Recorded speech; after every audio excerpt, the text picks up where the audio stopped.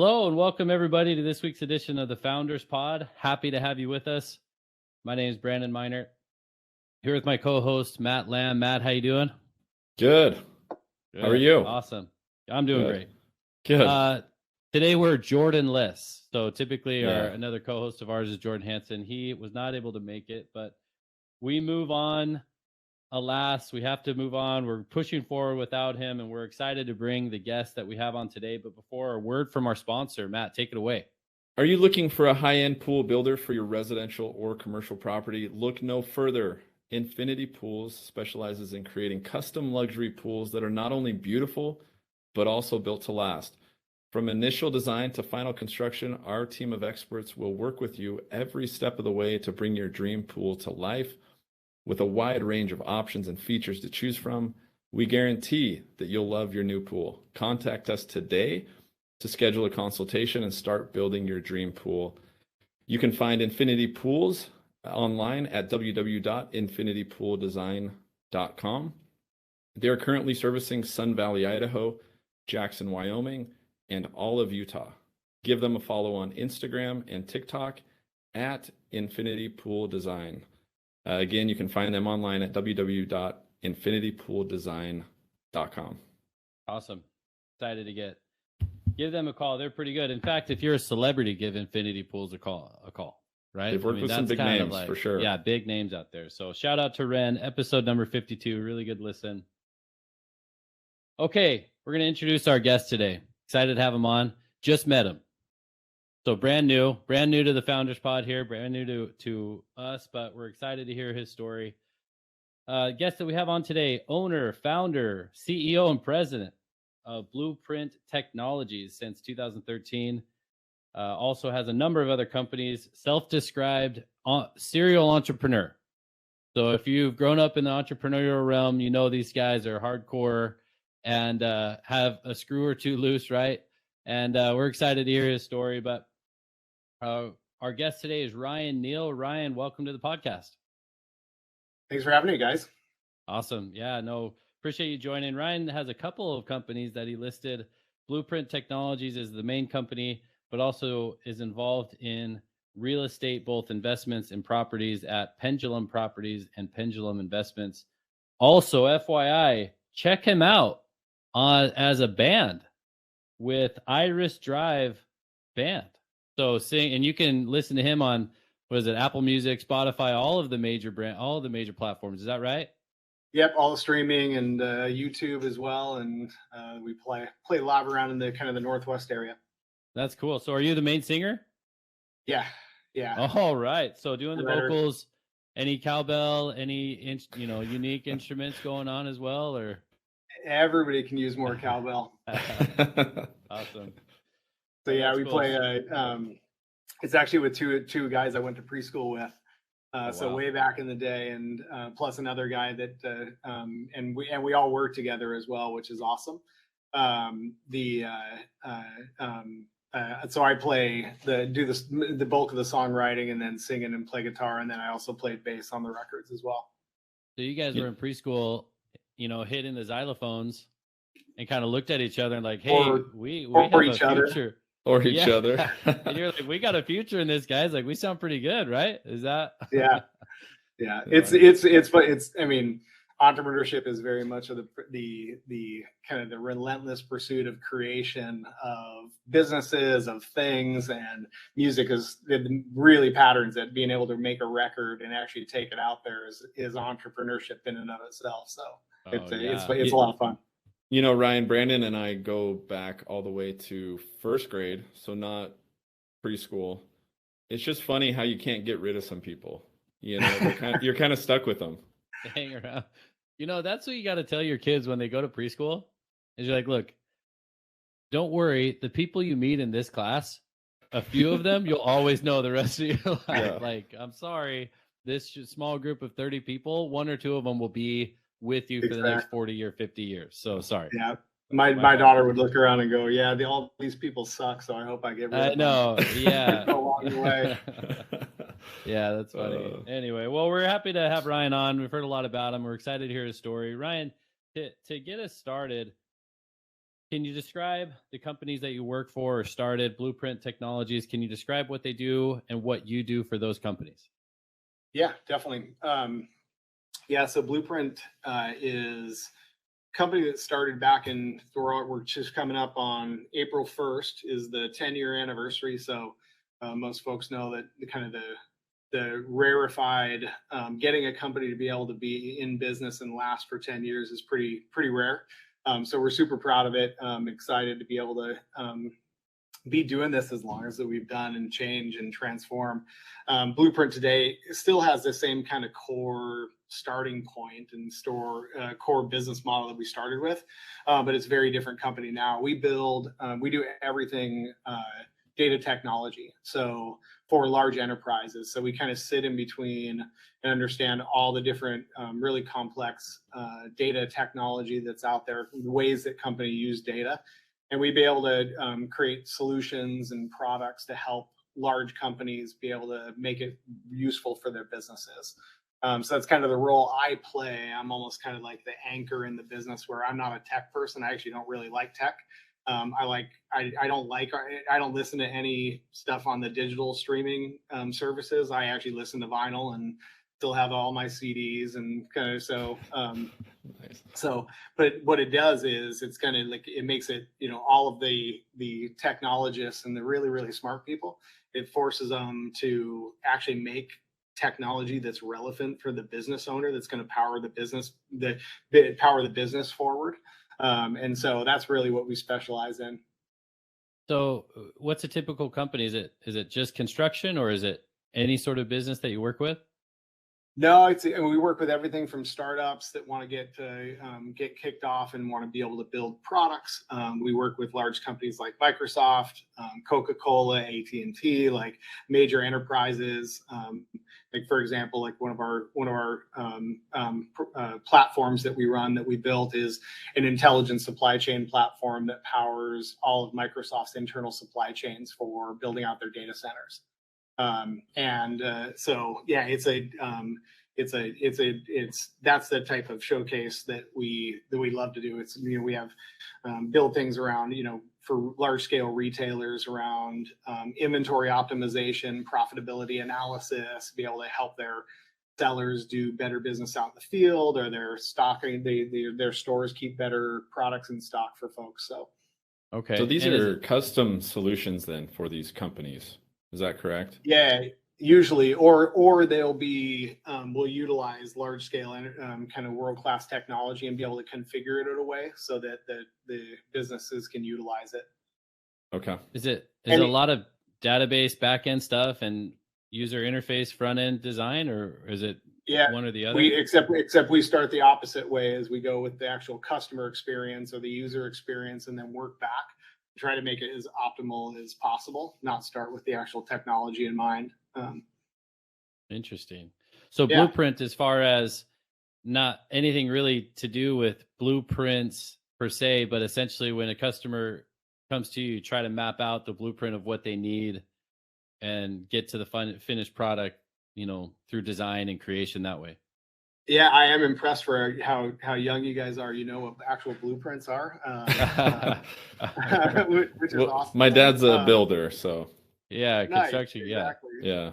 So no, we did get a few calls, especially every once in a while. Every month we get or every quarter we get like one call going, "Hey, can I get my blueprints reproduced?" Like, yeah, not really.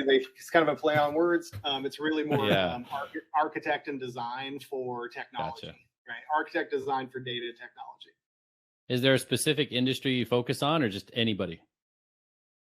Pretty much anybody, but it's usually we try to where people see the most value in our partnership is people that want to kind of get a kick in the ass and move things forward.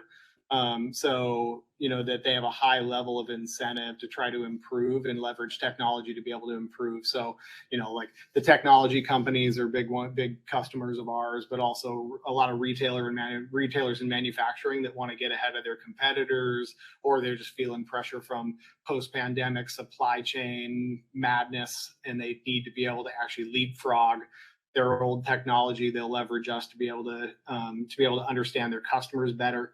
It's really any industry and any customer that really wants to get a better understanding of their customer and then be able to marry it up with whatever product they're trying to take to market. We own that journey. Wow, that's a big journey. It's fun. A big journey. Yeah, I bet. It's challenging though. It's challenging. You work with a lot of really high level of complexity and people doing really, really cool stuff. So go ahead. Yeah, Ryan, you're a guy that doesn't like technology running a technology company. How does that start? How does that happen?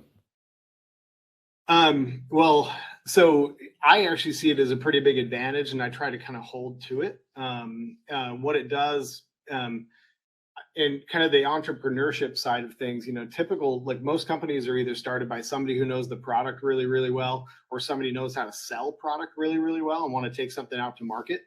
I usually say, like, I mean, being never the smartest guy in the room and never really understanding the tech, what it forces me to do first is it really forces me to learn, which that is one of the biggest things in a fast changing environment, is to be able to learn and not take anything as kind of hold it as truth.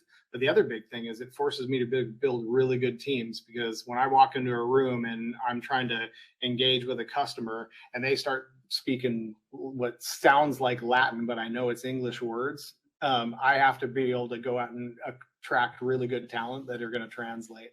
So yeah, no, that's an important skill to have. I know for a long time, marrying the technology and sales portion was a huge upcoming field, where it's like you have these guys with incredible skills, but not great interpersonal skills to communicate that to a group of executives who need a project done. And, that translation is a difficult thing. So, yeah. And especially for the actual business practicality. I mean, don't get me wrong. I mean, we have a number of individuals that are so smart, they're not really fit for human contact. Right. So we kind of keep them behind the scenes. But we try to get them, everybody's really cool and unique. So we try to put them all in the same, in the same room together to do cool stuff. Yeah. How I mean, I just have one more question. I think, how long is a typical project? Do you guys stay with the customer for, the whole 10 years, or is it a start and end date particularly, or do you continue to work servicing on those projects that you've completed? Yeah, it depends. I mean, we do short-term projects depending on what customers need, but our typical technology investment's a journey. You can't just like for most enterprises, any customer that's larger than kind of a mom and pop like teriyaki shop. Anything is a journey, right? You have to invest in technology, and then you have to constantly be able to rehab it and improve it along the way. And if you don't, it gets stale, it gets old, it breaks. And if it's critical to your business, it's going to fall apart, and then your business is going to be affected negatively. So the typical life cycle with our engagement, our customers is, we start out relatively small, and then we end up kind of like sitting side by side with them to own good portions of their overall technology strategy. I usually phrase it like, for most customers, a large, like one of our customers, a large big box retailer, I go, you guys are superpower is owning and managing vendor relationships and holding people accountable. Why would you then try to become technologists? Because you got a bunch of people that you have to then bring in, and you want to own technology, but you're not experts at technology. Why don't you just partner with a vendor, a world-class vendor, and just hold them accountable, right? So that's usually what we like to do, is we like to be that partner that they hold accountable to be able to drive their technology initiatives. Cool. Well, that's a really impressive business. Thanks for describing that. Blueprint, you guys are based out of Bellevue, Washington. Yeah. Awesome. Is that where you grew up? I grew up kind of north here, but yeah, I grew up in the Washington area and have always wanted to move out. And it's really, really tough to beat the quality of life up here in the Northwest. Yeah, you guys know you guys are in the area, so exactly. Yeah. Which part so north of Bellevue? Which part? I grew up in the Lake Stevens, Snohomish area. Yeah. Awesome. Okay, cool. And then what was your family composition made up? Did you have you have a big family, a lot of siblings, or a only child? Kind of. I mean, middle. So my my journey started. I I have 3 siblings, so there's 4 of us, but we were kind of, all my family grew up in Eastern Washington, so they're in the either in the whole farming community out there, or my dad's side is in the Spokane Valley in the Native American side of things, and they ended up moving over to the west side. So most of my extended family is over on the eastern side of the state. And so we grew up as the city kids, just the 4 of us. And my parents were divorced when I was 4, so they got divorced pretty early, and that's part of the journey, is watching kind of like I did everything I could to reject and not do what my parents did, but I eventually became an entrepreneur, and I'm also an attorney. And my dad's an attorney, and my mom's a serial entrepreneur. Oh, wow! So working out that way. So those genes were pretty strong. You can't get away from them, really. I tried. Right. Yeah, I bet. So, like, culturally, what's interesting, if you're familiar with state of Washington, I mean, I don't know, and it's similar with Oregon. Eastern Washington versus Western Washington couldn't be more different culturally. Yeah, it's tough to find a state that has such a culturally diverse, state, and, I guess, and, geographical and divided by a mountain range. That's it. Yeah. Right. Yeah, almost 2 different states there. Well, that's interesting. So, what did your parents do then? I mean, you said your dad was an attorney. Yep. Yeah. So my dad had a private practice in law, and my mom. So she back in the day, post split, she got all 4 kids and didn't have She didn't have a job, and didn't have just basically. I think she had like 1/4 of community college education. And so it's kind of that was the basis for my inspiration to become an entrepreneur, do what I do. And I still go back to anytime along the way that, the economy goes sideways, or I think my life is tough, I always put myself back in that situation and go, probably not as tough as she dealt with. So yeah, she started off with no job and was raising a bunch of young kids, and but needed to get income. So she started working at night and created her own bookkeeping business. So she'd take care of us, or eventually when we got into preschool, right, when you get a little bit of time. And then after feeding us, putting us down, she would actually go to work, or in her bedroom or an office, and run books for local companies. And that's how she kind of got into entrepreneurship. Is she had a couple clients that ended up starting a manufacturing business for windows and doors, and they hired her as a part-time bookkeeper and part-time sander of these wood windows and doors. Oh. And so that's the business that I grew up in. And it's pretty cool because it was the first business that I purchased after I got out of grad school, was actually purchased it from those 2 founders. Oh, get out of here. Wow. Really? So what was the name of the business? It's called Quantum Windows and Doors. Yeah. So really? They're still around. They're doing well. And so they do real high-end custom wood windows and doors for like large-scale vacation homes, big commercial projects. So yeah, purchased that company in 2006 and then sold it in 2012. Yeah. Oh, okay. Well, there's a whole story in that, I'm sure. But did you work? Yeah. Did you work in the shop growing up? Is that what your mom would take you along, and that was a big part of your growing up? Yeah, first jobs all the way through, sweeping the floors, and working my way up into sanding. And so I know it's one of the cool things about being a serial entrepreneur is I know a lot of stuff about a lot of just weird, random things. I know fenestration, wood windows and doors really well. When you started working there, was that something that crossed your mind that, hey, someday I'll buy this place? No. that was the I want to do this so I can go do something else. Really? Yeah. So, and I mean, it's really super impressive what your mom did. I mean, it's so inspiring to see how she kind of built her way up, after a really difficult change and getting a divorce and having 4 kids, young kids to provide for. And what was her counsel to you? I mean, what was her influence on you growing up? Did she say you need a good education, you need to do something else, or what did she say to you growing up? Well, it's funny. It's the I there's a lot of different things that she said, but and I think the very first time I knew my mom was serious was when I heard her drop the F bomb to one of my sisters. I was like, "Ooh, geez, okay, that's the farm girl coming out. I better not mess with her." Um, the I was thinking as I was applying as I was applying to law school, you have to go through and put together your application, and you have to go through and get all your transcripts. And I was like, geez, how do I get I don't know how to get my high school transcripts, but my college transcripts. And it was funny because I took a look and I got in undergrad. I mean, I pretty much kind of coasted my way through it and got a 3.01, and then my high school grade point was a 3.0 on the nose. And I was like, that's really weird that I got the exact same grade point in high school and college. And then I realized that my mom had said I couldn't drop below a 3.0 or else she was going to not only first kick my ass, but then also make me start paying for all of my stuff.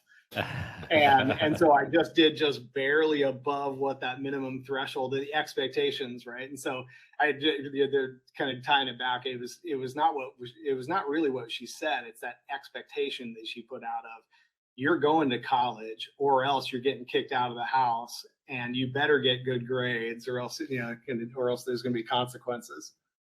Yeah. And then did you have a career in mind? I mean, were you looking towards, hey, I really want to do this? You went to law school. Was that always in the plans? Did your dad say, hey, you should do this, Ryan? Or No, I actually I went to college at University of Washington, and my my path was I was going to be a business school major, and I ran into financial accounting and stats, and I basically flunked out. I almost dropped out of college, and then I ended up switching my major over to history and philosophy, which didn't make my mom very happy. And it kind of I ended up working for my dad as well in his law firm, and I just hated it. I hated being a lawyer, I hated working in the field of law. So I try to avoid it as much as possible. And what kind of my journey is I'm a musician, and I was playing music and ended up getting a job right out of college in a record store at Easy Street Records, and then got a job with the record label. And after a couple of years of that, decided that I wanted to be a CEO of a record label. That's what I wanted my career path to be. And took a look at the majority of folks that were leading those record labels and organizations in the music industry, and about half of them were attorneys. So I decided to go back to grad school, and at that point decided to go to law school. So what did you start out doing for the record label when you first started there? I was in artist development, so not in the A&R side of things. It's basically my job was working with Warner Brothers to take bands that were brand new and to get them really popular in the Northwest. Any names that you worked with that we would know? Yeah, I mean, Warner Brothers, you have everybody from at the time, Linkin Park was a brand new band, but Built to Spill coming out of Boise, and then everything from like Missy Elliott, Busta Rhymes, and then tons of world music, because we had a bunch of, I mean, it was diverse all the way across the board, and then just some really, really terrible pop artists that I can't even. Luckily, I'd purged them out of my memory banks. But your job is to get these people well known in your area, right? That's what you were doing. Yep. Yeah, exactly. And how do you go about doing that? Do you put up flyers? Do you radio spots? I mean, what does that look like? Yeah, at least back in the day. I mean, now it's changed, but not really. It's kind of it's changed, but it's still kind of the same as, back in the day. It was radio and retail, and so my whole job was, if I had a new band, I would know all the people that, it's kind of that like Maven concept, right? Where where you guys being in Boise, right? There's one guy in Boise that basically dictates the entire music taste, or at least did back in the day. Tim Johnstone, I don't know, he's on. I don't know if he's still on the radio. He used to be part of the Record Exchange, and so basically, there's a whole group of people that would go into the Record Exchange and go, Tim, what's new and what should I like? And he would go, cool, here, buy this music, and they would go, wow, that's amazing. And he was just in the center of it. And so my job was to get to know all those folks and then be able to convince them that they would like our music, or bribe them with backstage passes to the band that they like so that they pimped our stuff out. It's like, even back in the day, like that's how everything got on radio, was payola, and you slip the DJ some coke and a $200 bills, and they play your record, right? There you go. So I'm trying to put the timeline together. When you had that job, was that in college or your undergrad, or was that right out of your undergrad? So you were working. Let's see, you were finishing up your undergrad in history. Yep. And what year was that? I graduated in 98, 97. Okay, 98, 97. And then your dream is music industry. Yep. So I went to work there, and then it was kind of the first, like, one of the things from an entrepreneurship standpoint is at some point you realize what your capacity is to be able to accomplish things and how much time there actually is in the day. So I was working in the music business and decided to go to law school at night.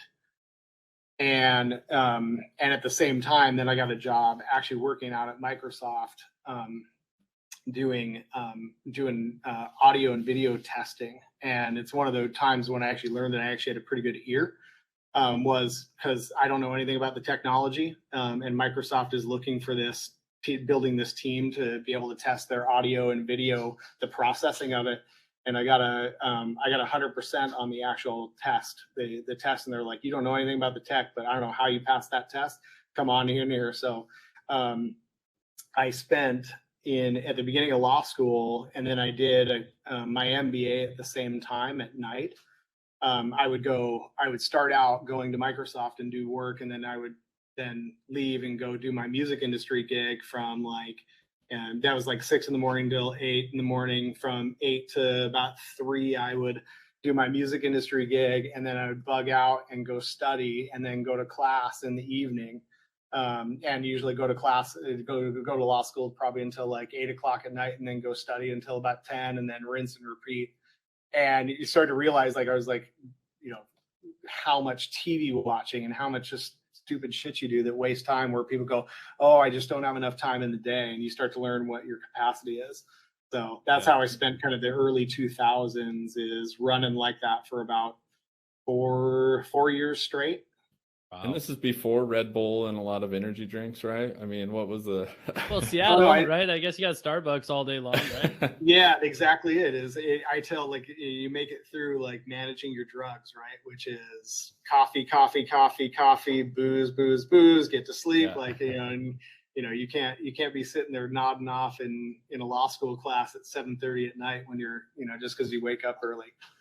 Yeah. And then what, the law school that you went to, I know, was it a Gonzaga? Seattle U. Oh, okay. Seattle University. Yeah. Cool. So I'm trying to picture your thoughts, because you mentioned you purchased a company coming out of law school. Yeah. Did you get to a point in that 4 years where you thought, I don't know that the music industry is where I want to be? Yeah. I mean, it was not my first crash and burn scenario, but one of them is, I actually was trying to be an entertainment lawyer, and I had spent 2 years actually working for an entertainment lawyer. And is that like an agent? Is that like like the representation attorney, like doing all the deals, negotiating deals for reality stars and deals with record labels and all this different stuff. And so I had spent 2 years investing in this, and the majority of the time I worked for free. And we had struck a deal. She's like, well, cool, when you get out, you'll actually be a partner in the firm. You just invest all this time. And it was about 6 months before I graduated, and she and I had a falling out. and everything blew up. And so I was left. I didn't do any of the on-campus interviews. I didn't do any of the internships. I put all my eggs in that one basket, and it completely blew up on me. And so it was one of those times where I got out and I was studying for the bar and going, oh my gosh, like I got nothing. I spent all this time and all this energy and all this money, and I have nothing to show for it. And when I went out there and started looking for a job, sending out your resume into the abyss is just brutal, right? And so I spent about 6 months with just crickets. Like, and it's really tough. I mean, mental health is tough for everybody, especially when you're challenged and you're not getting the results that you want. I had pretty much almost slipped into a depression towards the end of that period of time. And then it's kind of the testament of perseverance at the exact same time. It happened within the same month. Was I had reconnected with my study partner that I studied with along the way, and he actually owned a land development company that he was trying to get profitable. And at the same time, another friend of mine was actually working for a private equity firm that was starting to break up and split and go their own separate ways. So within the course of a month, I put my law study partner hired me as his business manager for his land development company, started to teach me land development. At the same time, I was his business manager, so I started to work on profitability of the business, and we formed our own law firm together. So we started to practice law together. And at the same time, I put a deal together with my other buddy to start a new private equity company, go out and raise money and go buy the window and door company that's because I knew the founders, and they said, well, cool, we know the money side, we know the transaction side, you know that company, let's go buy it. So it all happened in 2006, like bang, bang, bang, bang, started my own law firm, started to learn land development, and then bought a company that my partner ended up starting to run. Whoa, that's a lot to unpack right there. I mean, that's quite a bit. Yeah, you went from depression. It was really the kind of the all-in scenario where I was like, geez, all this stuff is happening at once. I have to say yes to all of it.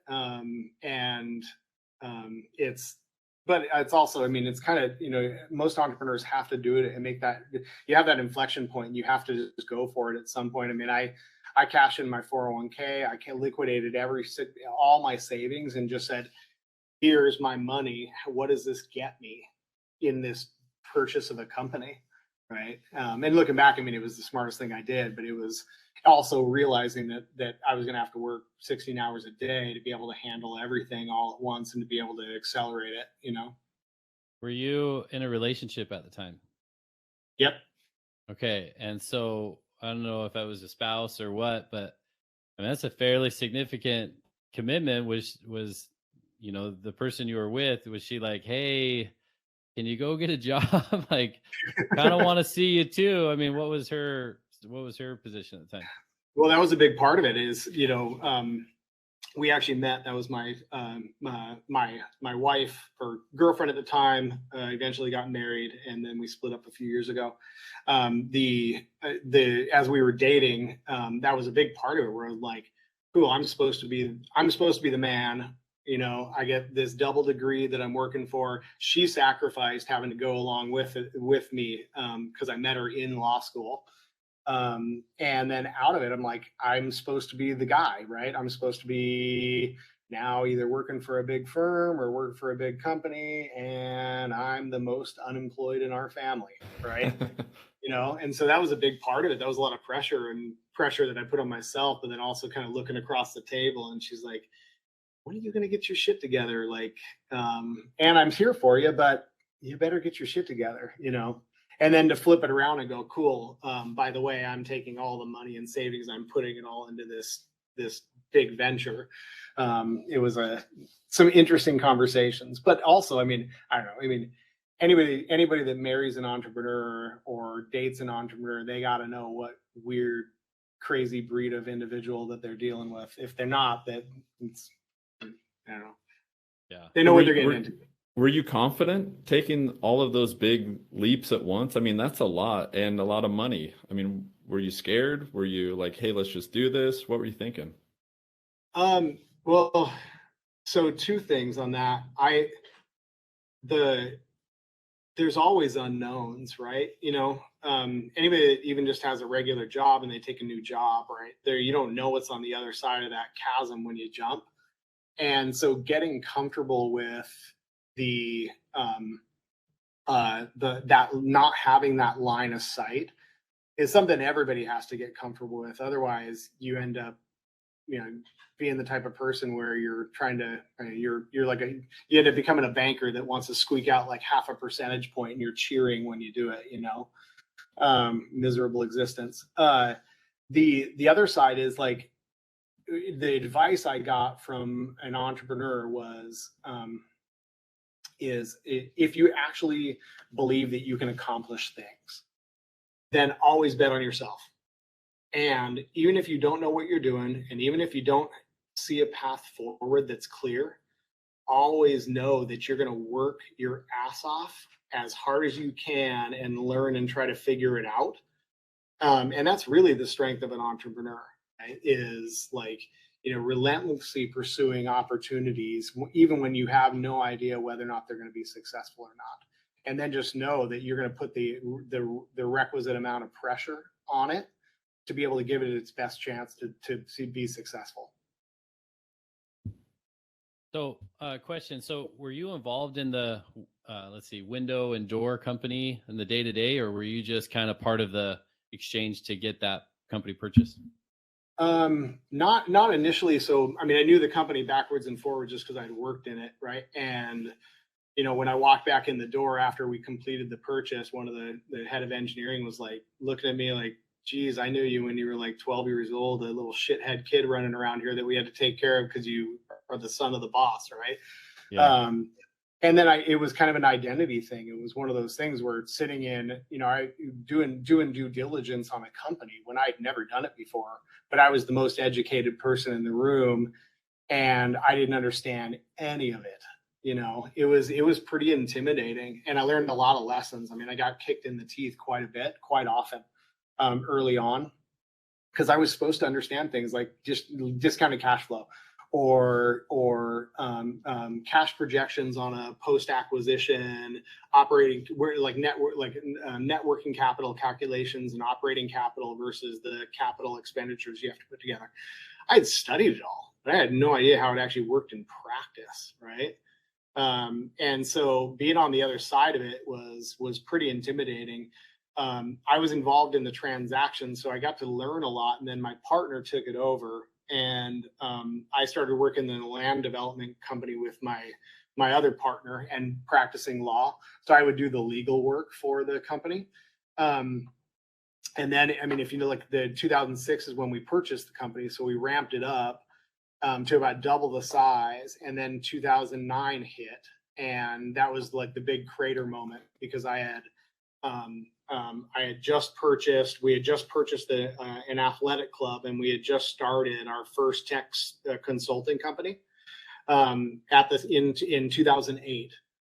And I had just started my first set of home building on the real estate side of things. So in 2008, before Lehman hit, 1 month before we got occupancy on the homes that we were building, 2 big homes in the area, Lehman hit. So everything froze. And so I had spent the 2 years building up a real estate law practice, buying and starting 2 other companies, and all of a sudden the world economy falls off a cliff, right? And so I had actually short sell those houses, which was my first workout with a bank.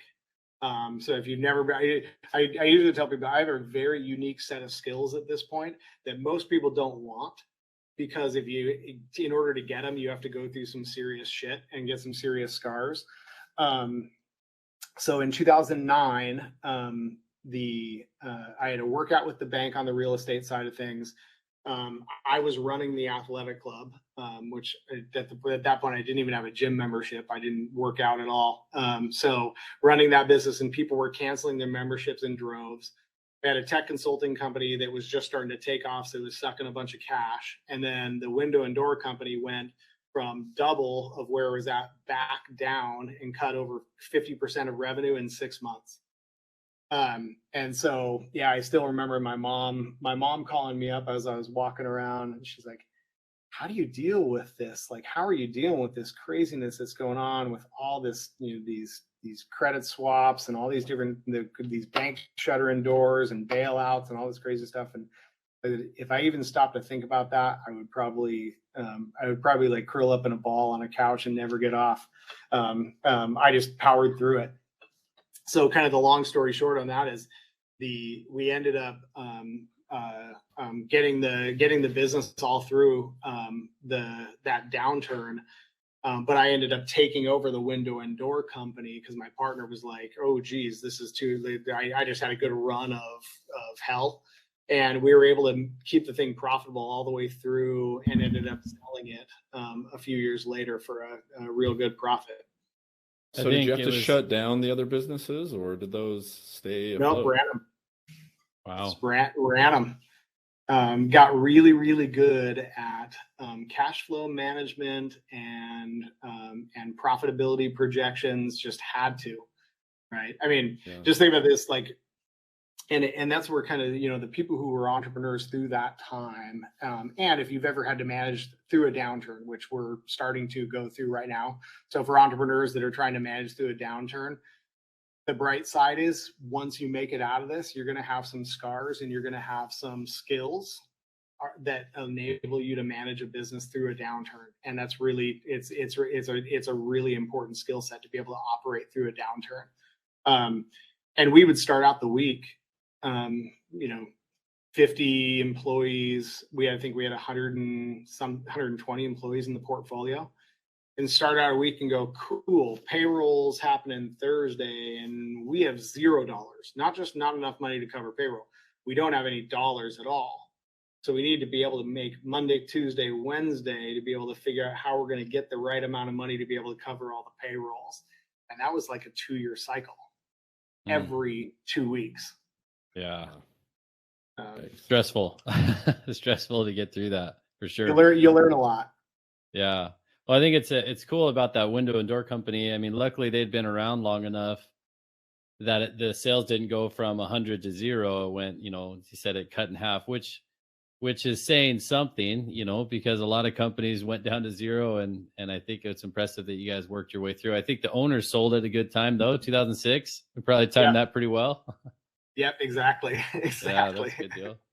So then you sold that in 2013. I know that, 2013 was roughly the time that Blueprint Technologies came into existence. Is that sort of what led into it? What led into Blueprint was actually selling the tech consulting company.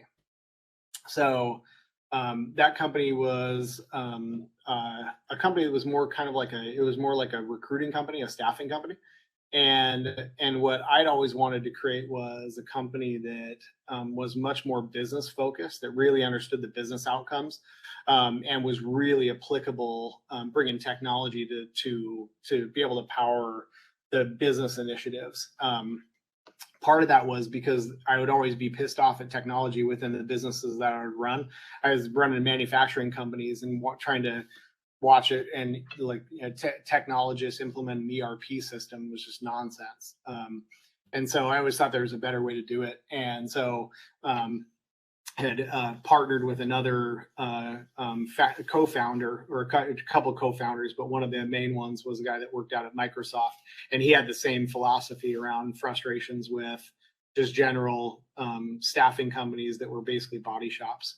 So that's what was the start, was trying to create a company that had the overall business strategy, understanding of the business strategy of kind of like a management consulting company, but then also the technology capabilities to be able to execute on that plan and hold yourself accountable for the results.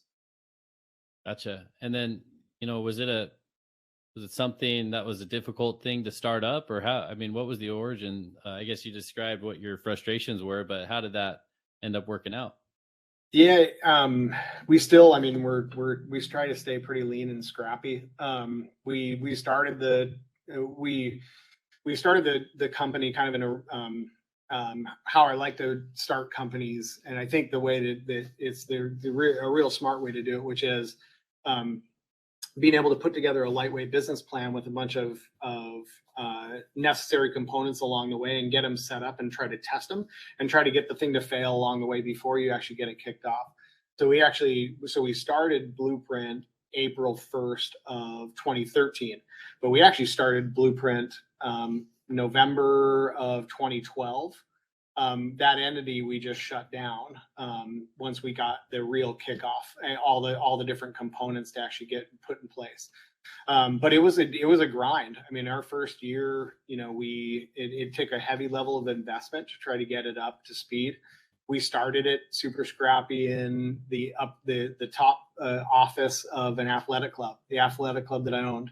Right. So the people, in order to make phone calls, they'd have to leave the office and go down into the parking lot, take phone calls out there. Recruiters are calling, meeting people at the coffee shop down the street. And, people are taking phone calls where basketball games are going on. And yeah, it was kind of like everybody piling in together.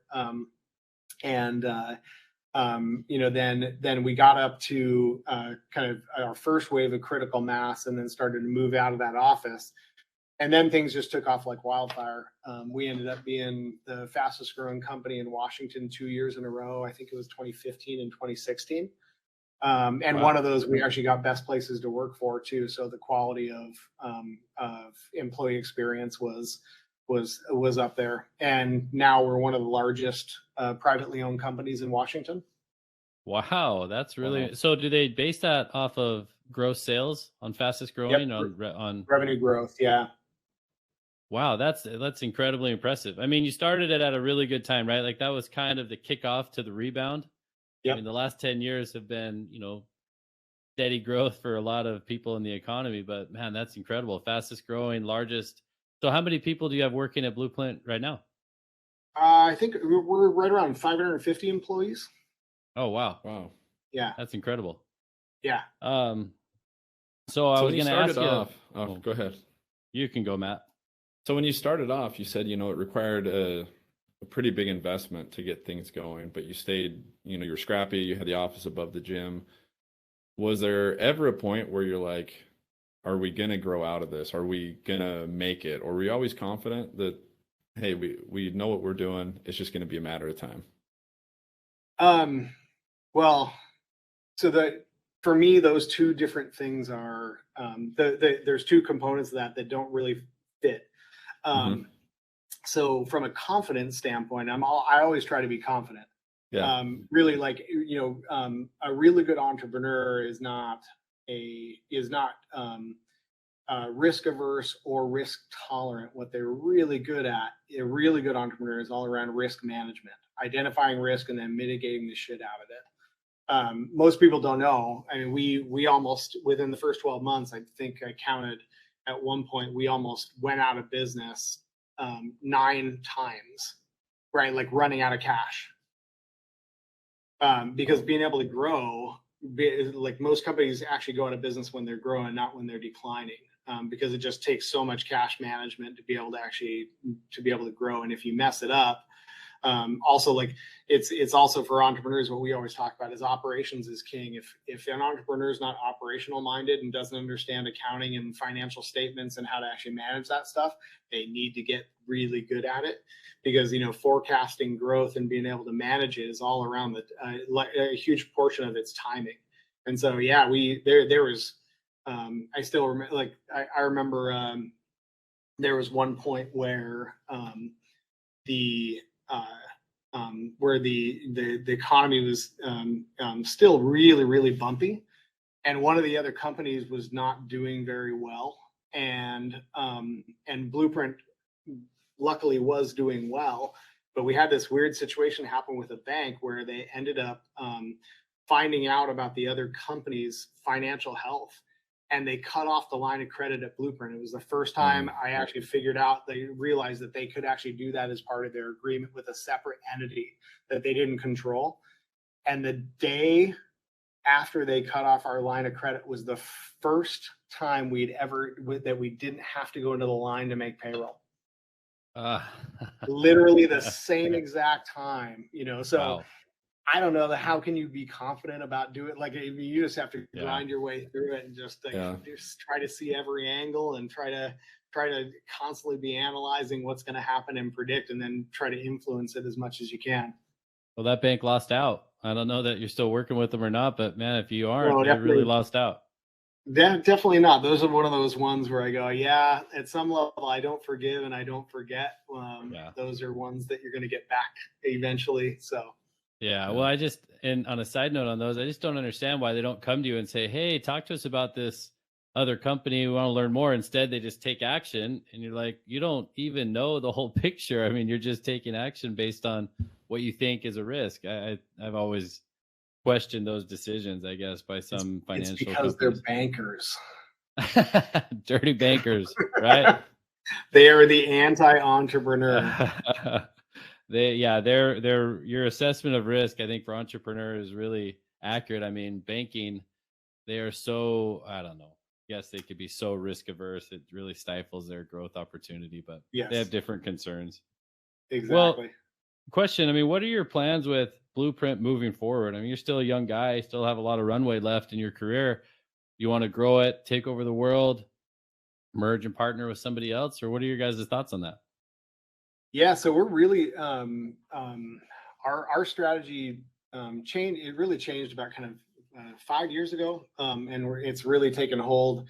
We've been really passionate about removing a lot of the kind of the friction and the waste that's in the entire technology system. So we've been building products that we've been taking out to market, and so we're super passionate about building software that works, that really helps make sense and stitch together this space. And then just organizationally, we have a great group of individuals that are really, really passionate. They're really fierce about like believing in the cause that we're trying to achieve.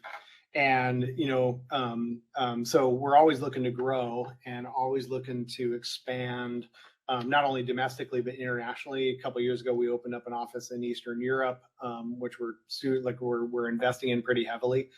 And then we've actually kind of the overall plan is we want to be able to create products that some of these big guys will like and potentially be able to sell. We'll be able to sell the products themselves or do large scale licensing deals with these big providers. To be able to give our leadership team the sale experience without having to sell the company. And then we've been talking with a few different kind of non-traditional private equity groups that want to actually get into this space as well. So we'd potentially be able to take funding from them to be able to go a lot bigger and faster than we are growing organically. We're one of the unique companies that we've gotten to this size organically through just growth without any M&A. We just did a merger. We merged with a data privacy company to be able to get that level of expertise in the company. But that's the first M&A that we've done other than right at the beginning. Wow, that's incredibly impressive. I mean, at the size you guys are at, I'm sure you've kicked around the idea of going public at some point, or would that ever be in the cards? I had that as one of my goals, and then I realized what level of hell that a CEO has to go through on earnings calls, and how ridiculously volatile and speculative Wall Street is. And money's not that important to me. I don't care. I really don't care about money that much to need that type of existence where you go in front of a board of individuals that you may or may not know, and all they do is sit back in judgment and try to make money off of your company movements. I don't know. I'd have to change probably my life perspective in order to go public. Yeah, no, that makes total sense. I've never been in that position, but I see, some of the leading CEOs, you talk about Elon Musk and what he went through on a few of his public, companies, and you just think, man, private is the way to go. If you can do it, if you can manage the cash flow, private's the way to go. But well, think about it, so the companies that actually go back and go private, right? Yeah. It's not because it's not because it's the overall financial strategies. They don't want to deal with being public. Yeah, exactly. So I have a few questions for follow up. Matt, I don't know if you have any other questions on that. Yeah, I've got it's kind of a different vein to go down, or a different road to go down. Go for it. Yeah, so you're a serial entrepreneur. You have, a lot of experience with a lot of different projects and companies that you've been with. Recently saw on social media, my brother actually shared it with me, a video where a CEO was talking about, I guess I can't say I know that he was a CEO, but he was saying from the life of a CEO, you're putting out a lot of fires. You have to, there's a lot of stress. You're running around like crazy, basically, is what he was saying. And so basically saying that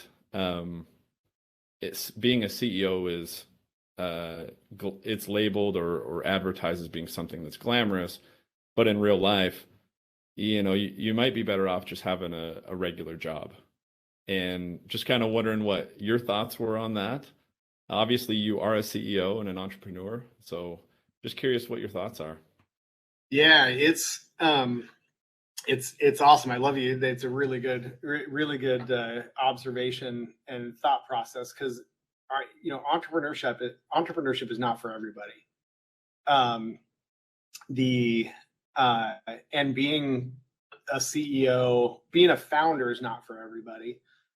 Being a CEO and a president of a company is not for everybody as well. And when you are all of them all at once, it's just a different existence, right? And that's why I say, like, most people that want to either date or marry an entrepreneur or somebody like you need to know what you're getting into. Especially ones that is going to be successful. I was just actually, so we do a running club Wednesday morning. So this morning we did ours, and I was talking with our former head of accounting and finance who left, and he's working for a startup now. And they're going through their funding round, right? And they're trying to raise money, and they have been trying to raise money over the last 18, 24 months, right? Well, raising money 24 months ago is very different than raising money today, right? And when you're in an executive position, and especially if your identity and your assets are all tied into it, cash and making payroll is just it's a thing, right? And it's a different level of pressure that somebody who just needs that just needs to show up for work, right? And if they don't like their work, they can quit and they get unemployment, and they can just put their resume out there and try to go find another job. As a CEO, you don't have that luxury, right? But as an entrepreneur, you really don't have that luxury, because if you don't like your job, you either have to sell the company or you have to shut it down, or you can quit. But if nobody wants to take it over, like, you're screwed, right? And if the company goes sideways, you have to ride the thing down. And the difference is, what most people don't realize about entrepreneurship and business ownership is, unlike if you buy a house, like real estate, if the market crashes and the value of your home goes down 40% or 30% or whatever, as long as you can pay your mortgage, you're all good. And real estate has a tangible value. It's got land, it's got a building, it's an asset, right? Well, a business can not only go into the ground, but it can go below zero, right? You can go way below zero, right? And as an entrepreneur, you have to be able to actually deal with that type of pressure. And so, yeah, I usually say, most people go, geez, I don't know how you sleep at night, just having to make payroll, right, for that many employees. And so, and you only you get to be able to do it by getting a lot of scars, and then having really, really good set of peers. So I have a group of entrepreneurs that I get together with on a quarterly basis. We get together with on a monthly basis, and chat through a lot of this stuff. They're some of my best friends and comrades, and it's really, really important to have that kind of that network of individuals that can really understand you. It also goes back, the first grade, you guys understand each other from first grade probably better than any wife or could really even understand you, right? And it's important to have those type of relationships. Yeah. So I got 2 follow-up questions. You know, you've had an incredible career and you've had incredible experiences along the way. Would you do anything different? Um, I don't think so. I always look at it. I mean, obviously, so do anything different. I always take that question as, if I look back and say, well, wow, I should have done this differently and should have done this differently, that by definition means that I'm not happy with where I'm at right now. And because all of those things, even the stuff that you can swear on this one, right? You guys aren't like broadcasting out on radio or anything. No. Yeah, like even the stuff that I thoroughly fucked up, all of that shaped me into who I am today. Especially the fuck ups, especially the failures. Those are the ones that, learning those lessons. I was always a strong kid growing up, and a big portion of the things that I ran into that I completely fucked up is because I didn't have a strong dad or other people just kicking my ass along the way and making me learn those lessons early, you know? So I don't think I would change anything. Now, if I look back, there was different paths I could have taken. I don't know if those would have been better or not, though. And so I usually look at it and go, yeah, I wouldn't change anything. Yeah. And then the next question I have, if you were to counsel someone, and you mentioned that you do some counseling in entrepreneurship, but somebody coming out of college, somebody wanting to start their career, and they want to say, man, I want to do what Ryan did. I want to go out on my own. What counsel do you give them if you have an hour? I mean, what are the most important things? Oh, I mean, it's important, like anybody in this space, you have to always have a mentor and always have mentees, right? So I always have a number of mentees, and I have really good mentors.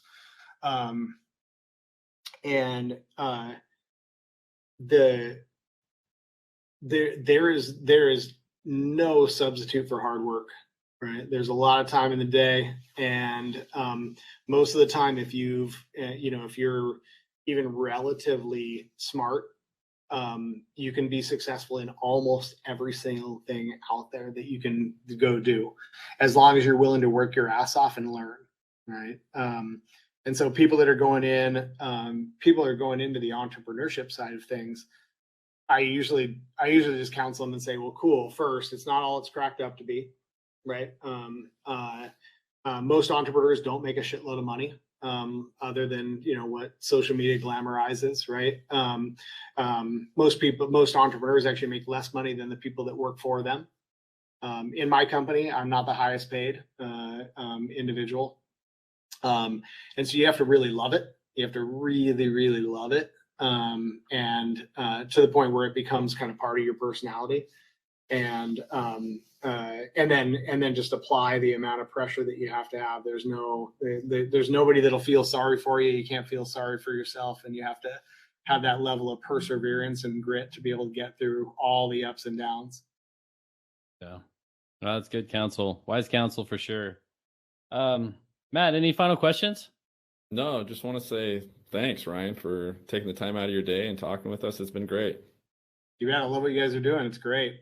Yeah, no, awesome. Thanks you so much. An incredible story.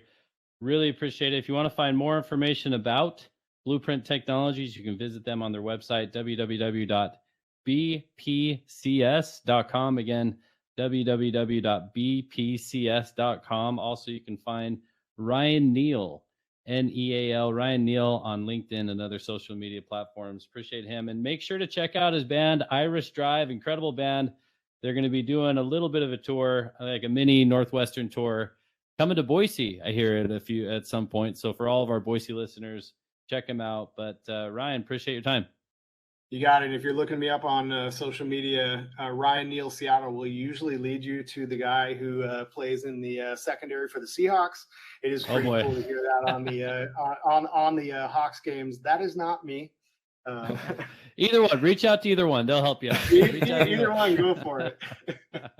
Awesome. Yeah. Ryan Neal, Blueprint Technologies. Ryan, appreciate it. Have a great day. Thanks, guys. Appreciate it. Awesome.